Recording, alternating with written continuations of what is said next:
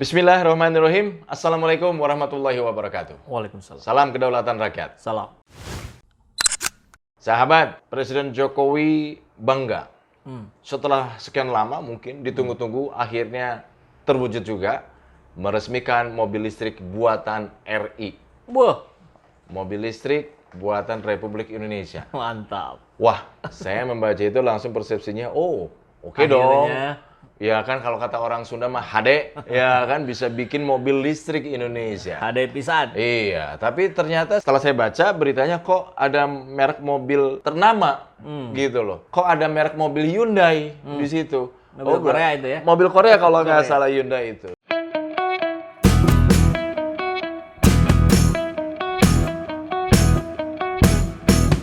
Berarti kalau begitu bukan murni 100% buatan Indonesia. Bukan, Gitu loh. ternyata. Ini yang saya agak ketawa gitu, Ya, Kang ya, Epul. ya. Apakah memang sengaja, ya kan, didesain bahasanya, disebarkan melalui media-media, resmikan mobil listrik buatan RI.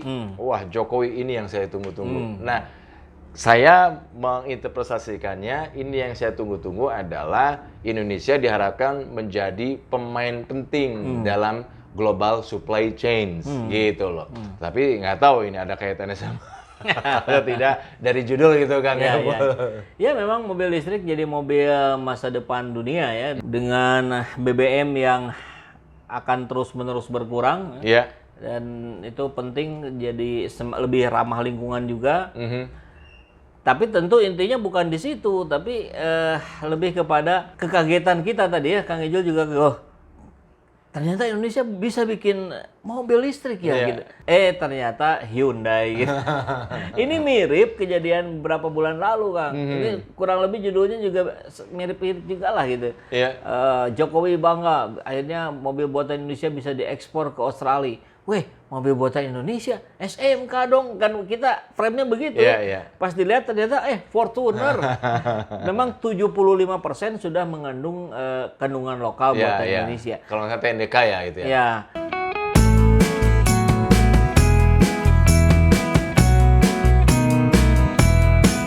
Tapi kan 25% itu intinya gitu. Mesinnya itu. Iya, yang iya, sampai iya. hari ini Indonesia belum bisa bikin gitu. Iya. Kalau bicara karoseri, saya dari zaman dulu juga dari zaman Pak Harto juga emang sudah buatan Indonesia karoseri mah gitu. Itu mah mudah, gampang bikin lampu segala macam. Tapi kan teknologinya, mesinnya itu tetap saja dari luar gitu, dari bahkan mereknya pun masih tetap merek luar. Iya, iya, iya. Saya kira mungkin ini upaya perbaikan. Kalau dulu SMK itu kan banyak orang melakukan juga investigasi secara cukup mendalam, dan itu kan mobil Cina yang diganti mereknya ditempelin SMK. Ya karena kalau nggak gitu kan berarti hari ini pasti tentu masih ada SMK. Iya, iya. Tapi karena hanya tempelan ya sudah nggak berlanjut gitu. Nah, belajar dari pengalaman barangkali sudahlah, kita mah lebih jujur aja sekarang mah. Nah, itu. Hyundai ya tetap aja mereknya Hyundai, jangan diganti jadi SMP misalkan. Itu Kang, kenapa sih kita tidak jujur saja Ya. gitu loh, bahwa ini adalah mobil dengan merek yang ternama, ya kan, di Indonesia hanya proses ininya saja, kemudian kita ekspor. Kenapa ya nggak jujur kayak begitu aja ya? Ya kan kejujuran itu kan menjadi hal yang paling disorot dari pemerintahan hari ini. Dengan janji-janji Pak Jokowi yang sangat banyak itu, 11 triliun tidak impor ini, tidak impor itu. Dan dari rentetan itu hampir tidak ada yang terpenuhi janjinya. Itu pun tidak ada permintaan maaf. Jadi memang betul, Kang, Indonesia hari ini darurat kejujuran. Dan itu tidak bisa ditimpakan pada anak SMP SMA yang mau ujian. Misalkan kan Pak Jokowi kemarin di Instagramnya ya kalau nggak salah, ayo semangat belajar, diutamakan kejujuran. Nah, nggak bisa pemimpin itu menyuruh yang di bawah untuk bersikap jujur. Yang bisa dilakukan adalah tunjukkan bukti kejujuran para pemimpin, maka itu akan diikuti oleh yang di bawah-bawahnya. Iya, iya. Kalau dari kembali ke soal ekspor ya kan, mobil listrik buatan RI yang konon beritanya seperti itu, persepsi apa yang ingin dibangun sebetulnya, Kang Epul? Kebanggaan Indonesia sudah bisa membuat mobil buatan sendiri gitu. Itu kan persis yang terjadi dengan SMK waktu itu. Bahkan sampai disyukurinya itu dengan acara yang ya klinik-klinik juga gitu, pakai air kendi, bunga, ditaburi segala macam. Kita lupa apa yang pernah disampaikan oleh Presiden Soekarno ya, berdikari, berdiri di atas kaki sendiri.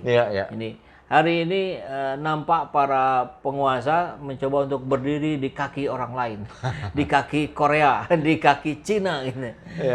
Saya nggak tahu ini lagi-lagi bisikan siapa gitu kok, blunder demi blunder terus terjadi. Sudah pendek akalnya saya kira. Jadi orang-orang yang berada di jajaran atas sana berupaya untuk terus melanggengkan kekuasaan dengan terus mencitrakan Pak Jokowi sebagai orang yang hebat, padahal di mata masyarakat sebaliknya. Nah, post-truth akan berperan besar di sini dan mudah-mudahan sih hari ini kita bisa mengcounternya dengan fakta dan data. Bukan kita benci Pak Jokowi, kita sayang Pak Jokowi. Saya secara pribadi pun begitu. Makanya karena sayangnya saya sama Pak Jokowi, saya berharap Pak Jokowi tegas ke depan publik bicara tidak akan maju lagi di 2024 meskipun 3 periode di amandemen. Nah, itu saya kira kalimat-kalimat yang akan menyejukkan, akan memberikan ketentraman buat masyarakat. Tapi kalau bicaranya saya taat pada konstitusi, nah itu kan lain cerita. Konstitusi yang dirubah, ya saya taat pada konstitusi yang dirubah gitu. Pernyataan yang mengambang ya? Iya, mengambang bersayap.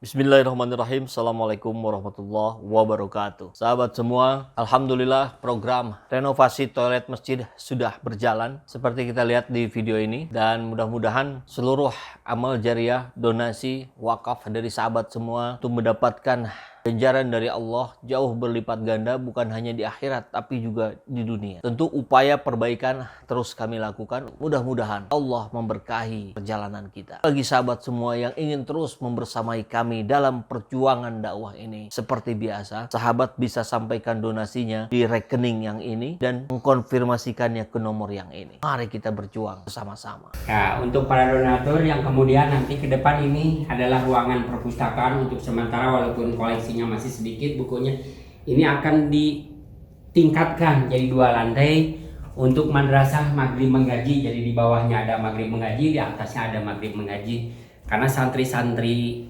dari anak-anak sudah bertambah gitu kan, udah cukup sesak untuk mereka belajar gitu kan, kasihan. Jadi mudah-mudahan ada rezekinya semua untuk bisa meningkatkan ini. Setelah di sebelah ini untuk dibikinkan toilet perempuannya.